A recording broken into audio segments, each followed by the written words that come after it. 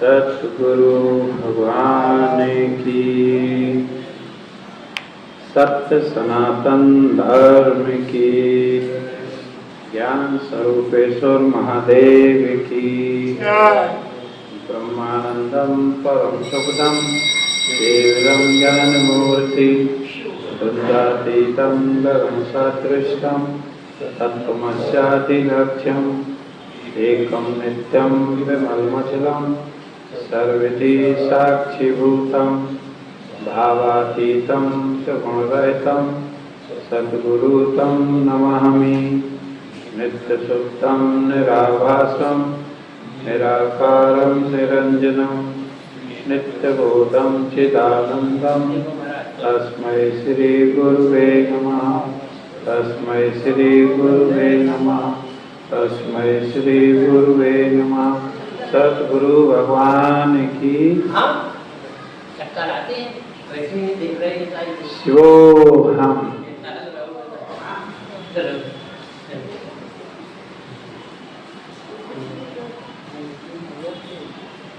ये बात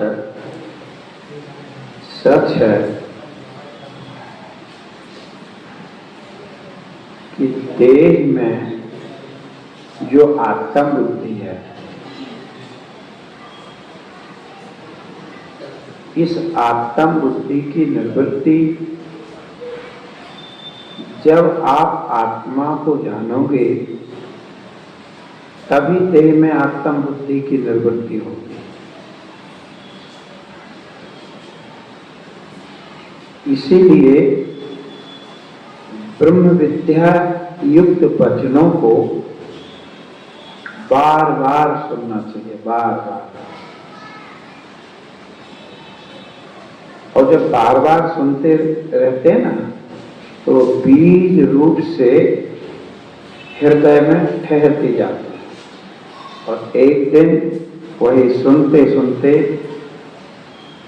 फल फूल में परिणत होकर के, फल में परिणत होकर के आपको ही प्राप्त होती है। मैं आपको बता दूं, ये शरीर जब गांव में था तो शायद तीसरी या चौथी में पढ़ता था। उस समय एक मित्र थे, तो उनके घर पे एक संत आए हुए थे।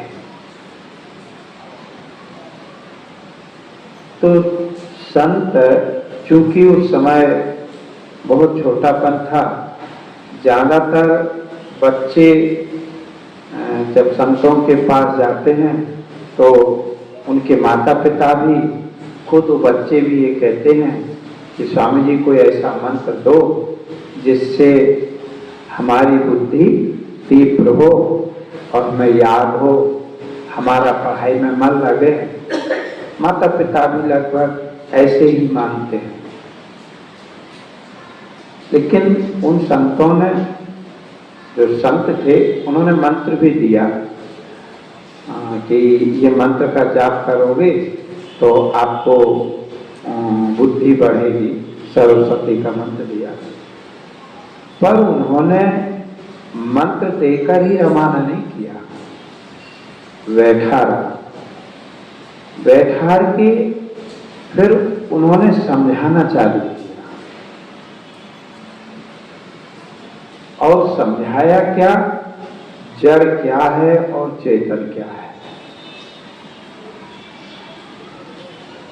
उस समय इतना इस शरीर को याद है, 2 या 3 दिन वो संत रुके थे मित्र के घर पे। तो शाम की टाइम आध घंटा 1 घंटे के लिए पहुंच जाया करते थे। तो वो आत्म विषय को ही उस समय आप अनुमान लगाओ कि तीसरी या चौथी में पढ़ने वाले बच्चे की क्या उम्र रही होगी, 10 या 11। पर वो बराबर इस अध्यात्म विद्या को सुनाते थे 1-1.5 घंटे। और सबसे प्रथम उन्हीं ने समझाया था। मुझे उसके पैसे जड़ क्या है चेतन क्या है पता नहीं था। वो जब बैठा लेते थे तो कहते थे कि ये दीवार तुमको जानती है कि इस दीवार को तुम जानते हो। वहाँ और बहुत सारी वस्तुएं रखी होती थी, तो बोलते थे ये बताओ ये तुमको जान रही कि इनको तुम जान रहे? तो बिल्कुल स्पष्ट है कि इनको मैं जान रहा हूं, ये मुझे नहीं जान रहा। फिर धीरे धीरे उन्होंने जड़ और चेतन को पर सत्य चले गए। अपन भी अपने खेलने कूदने में लग गए। इसके बाद 10वीं पास करके 9वीं पास करके जब यहाँ आश्रम में आए, अच्छा अभी तक जो उन्होंने विचार दिए थे वो विचार गौण हो गए, उनका बिल्कुल स्मृति याद नहीं रहा। इसके बाद यहाँ आश्रम में आए,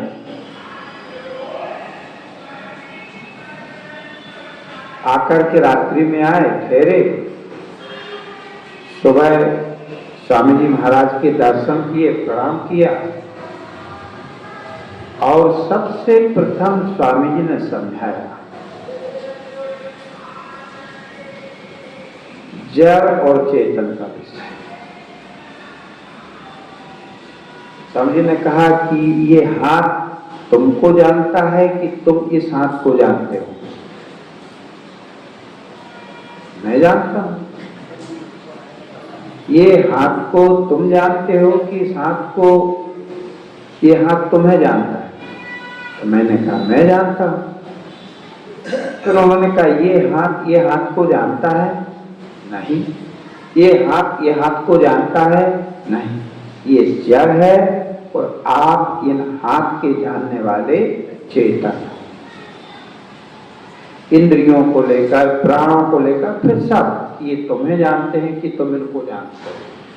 बिल्कुल क्लियर। अब वो शब्द कब के पड़े हुए थे?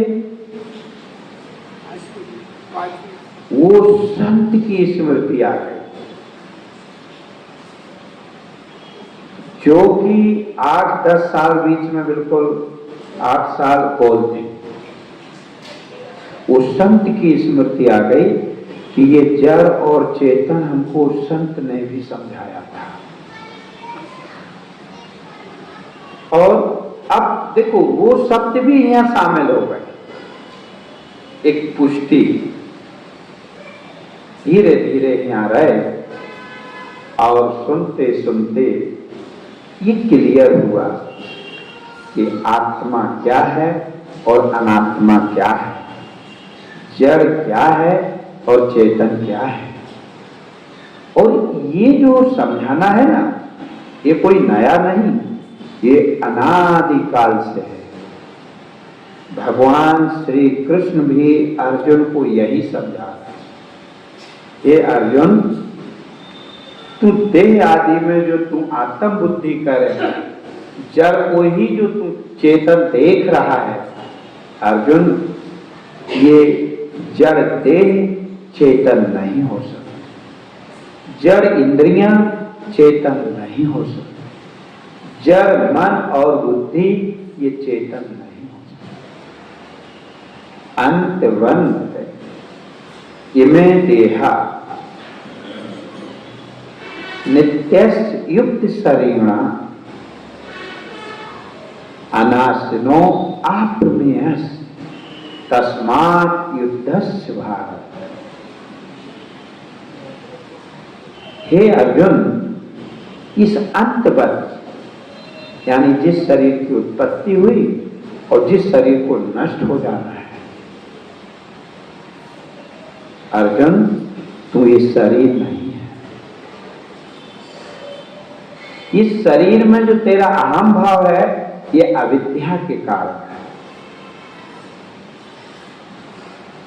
विकारवान है ये शरीर।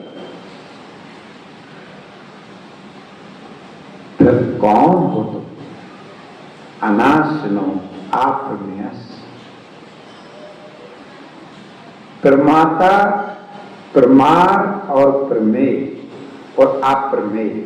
अब यहाँ देख समझे अपन, तू अविनाशी है।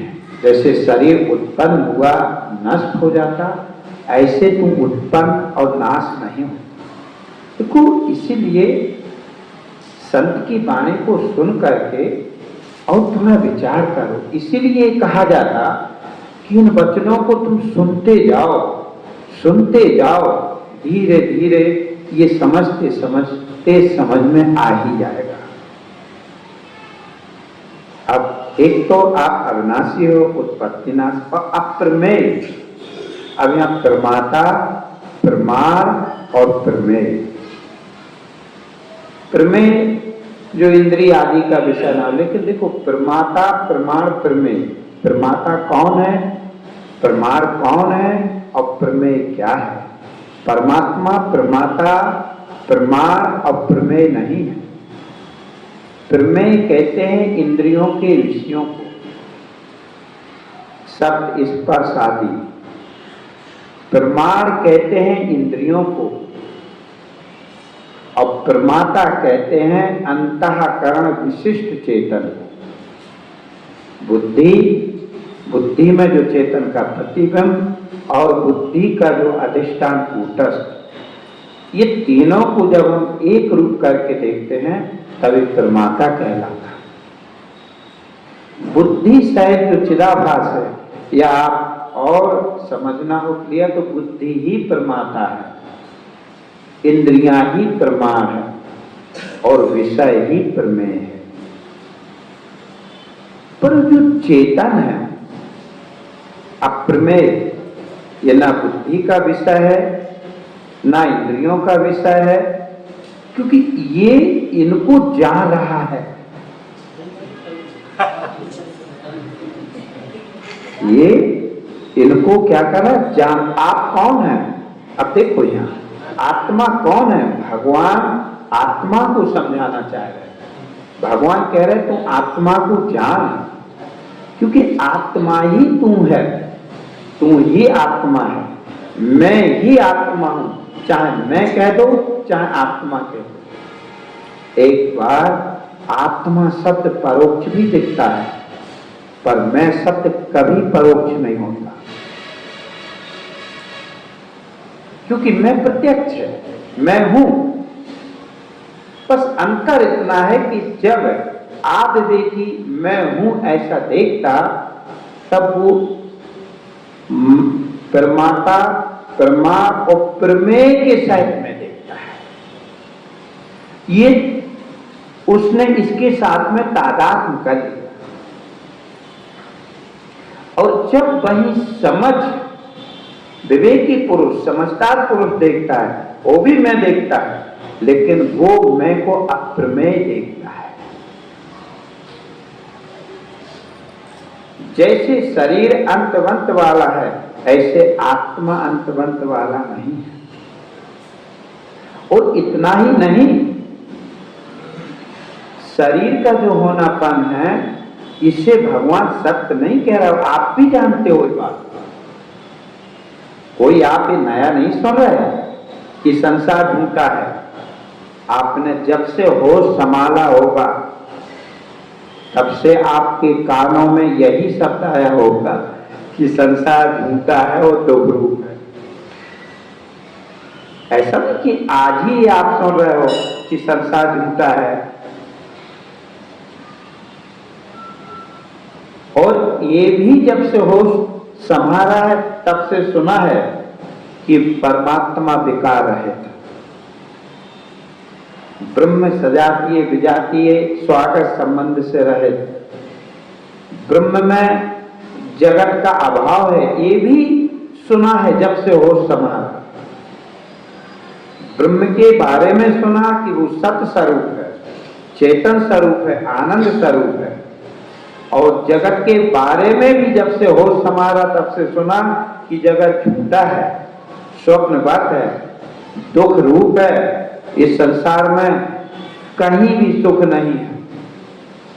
ये सुना है, पर आपने कभी उस सुख रूप ब्रह्म के जानने के लिए प्रयत्न नहीं किया। दुख रूप जगत को समझने के लिए प्रयत्न नहीं किया। हमारी बुद्धि इन विषयों में इस तरह उलझ गई कि हमने इस विषय पे कहते रहे पर विचार कभी नहीं किया। कहते रहे संसार झूठा है, और संसार झूठा है, संसार स्वप्नवत है, संसार का आत्यांतिक अभाव है, ये विवेकी पुरुष देखता है जिसने आत्मा और अनात्मा का निर्णय करके देखा है। इसलिए भगवान अर्जुन से इस आत्मा को बतलाना चाह रहे कि हे अर्जुन, ये देह उत्पत्ति नाश वाले जितने भी शरीर हैं एक ही नहीं, चाहे वो अविद्यामय हो चाहे मायामय हो, सब बनेंगे और मिटेंगे। आप ये मत सोचो कोई भी शरीर सब बनेंगे मिटेंगे, पर ये अविनाशी ना उत्पन्न होता है ना नष्ट होता है, और ये किसी का विषय भी नहीं है। आप देखो कि आप अपने को देख करके देखो कि आप किसके जानने में, जो आप है ना, आपको मन देख रहा कि आपको बुद्धि देख रहे कि आपको इंद्रियां देख रहे, कौन देख रहा कि आपसे ये देखे जा रहे हैं। देखो विचार कर, देखो देखना तो ऐसे ही पड़े, इसके अलावा तुम सोचो कि देह और किसी के देखने से निर्वृत्त हो जाए तो भूल जाओ। नान्य पंथा विद्यते अन्य, एक अपने आत्म स्वरूप को देखे बिना इसकी निवृत्ति नहीं हो सकती। देखो फिर ये भी देखो कि मैं बदल रहा कि मन बदल रहा, मैं बदल रहा कि इंद्रियां बदल रही, मैं बदल रहा कि बुद्धि बदल रही, मैं बदल रहा कि शरीर। आप जब भी अपने को देखोगे तब आप जैसे हो वैसे ही देखोगे, पर जब भी आप मन इंद्रियां शरीर इत्यादि को देखोगे ये हमेशा जैसे हैं वैसे नहीं रहते। आत्म तत्व जानने की इससे अच्छी कोई और प्रक्रिया नहीं है। इसीलिए परम पूज्य स्वामी ज्ञानानंद जी महाराज सबसे पहले पंचीकरण पढ़वाते। उसका कारण ही यही था कि हम समझने की कोशिश कर रहे हैं मैं कौन हूं। जब आप अप्रमेय स्वरूप आत्मा को मैं रूप से देखेंगे तब आपका देह में मैं होगा ही नहीं, और जब मैं आपका देह में नहीं होगा तब देह आपके लिए कल्पना मात्र होगी, देह नहीं होगा, देह नहीं होगा, कल्पना मात्र होगी, क्योंकि है ही नहीं। इसलिए मैं सब कोई कहे, मैं की कर लो जांच, सो मैं तो सबसे परे हूं, 3, 4 और 5। मैं को पहचानो। जब आप मैं को पहचानोगे तो भगवान भी पहचानने में आ जाएगा, क्योंकि मैं से अलग भगवान नहीं है। एक थोड़ा विचार करके देखें, जब ये कहा जाता है, पूछा जाता है भैया परमात्मा कहाँ नहीं है, तो हर किसी के मुखारबिंद से एक ही शब्द निकलता है, सब जगह। आपने उदाहरण भी सबने सुने होंगे, रोम रोम में सुई की नोक रखने की जगह नहीं।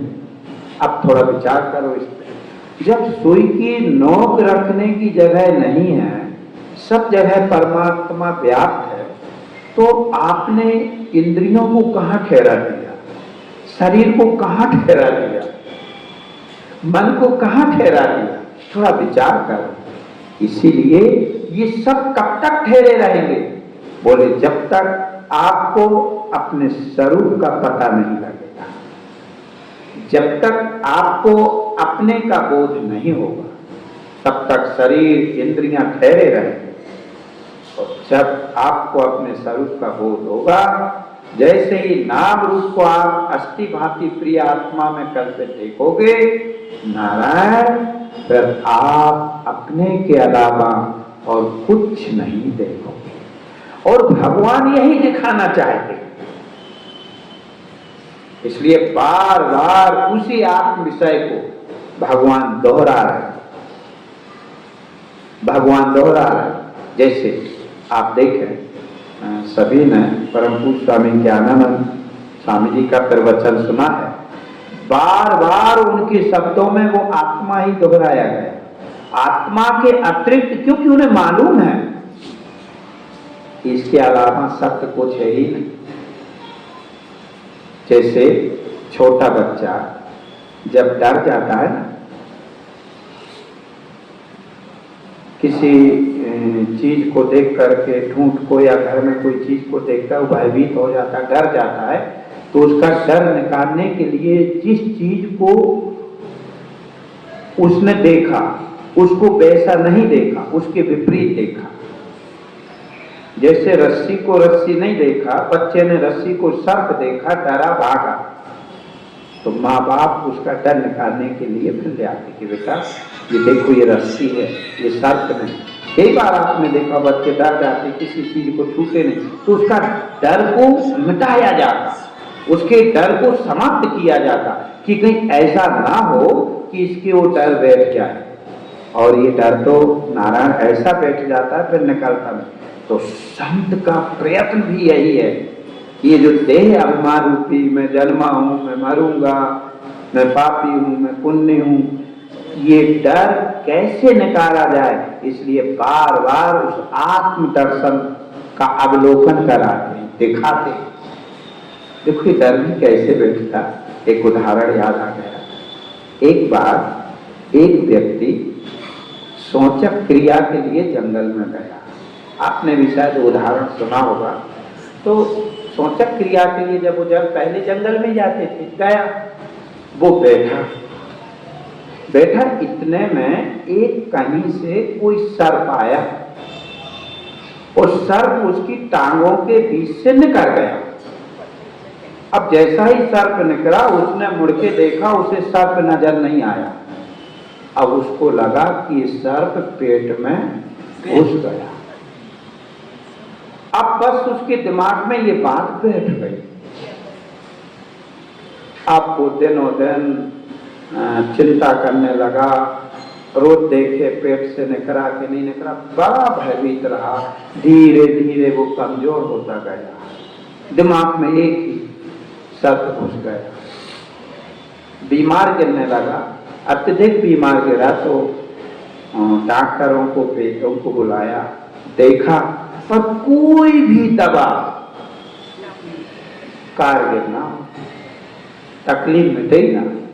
एक दिन एक वैद्य था, उसने कहा रुक जाओ, एक दिन मुझे इसके पास रुकने दो।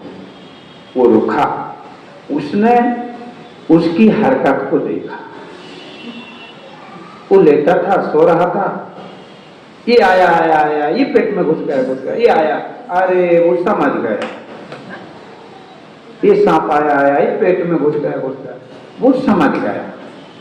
उसने कहा ये कहीं जंगल में सोचक क्रिया गया और सांप निकला और इसको लगा वो मेरे पेट में घुस गया।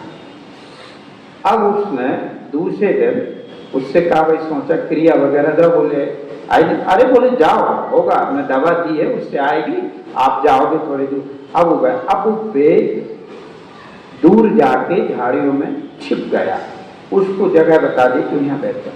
और वेद धीरे से पीछे से गया और एक डंडा लिया, उसके पीछे साइड में जमीन में मार, अरे ये गया, निकला, ये भागा, निकला। अब उसे लगा कि मेरे पेट से सांप निकल गया। अब वो धीरे धीरे स्वस्थ होने लगा और स्वस्थ हो गया। तो घुसना भी भ्रम था और निकलना भी भ्रम था। लेकिन भ्रम से घुसा इसलिए निकलना भी जरूरी था।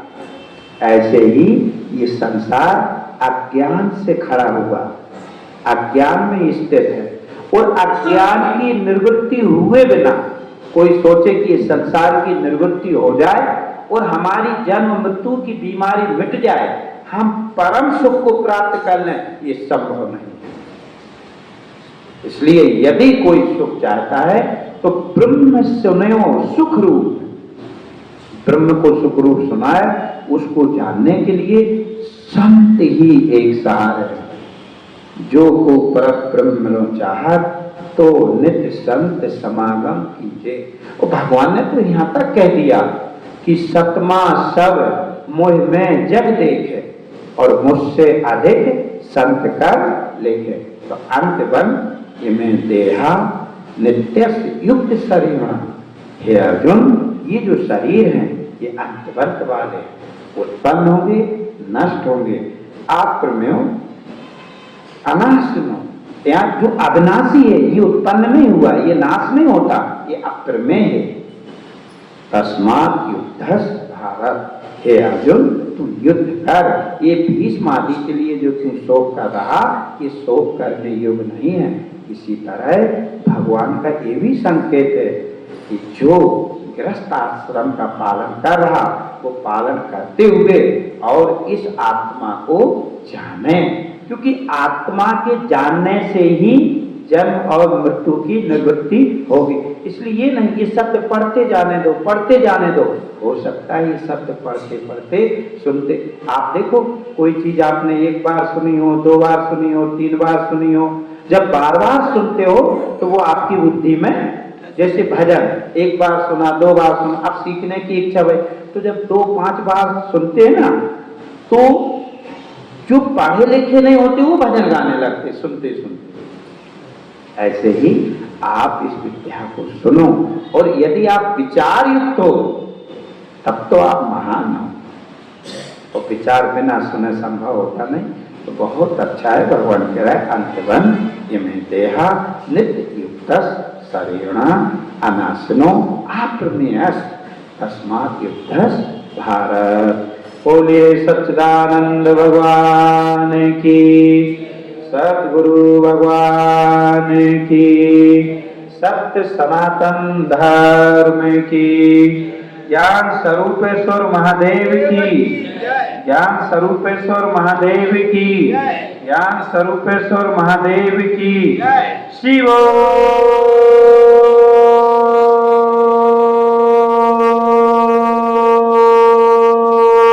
हम शिव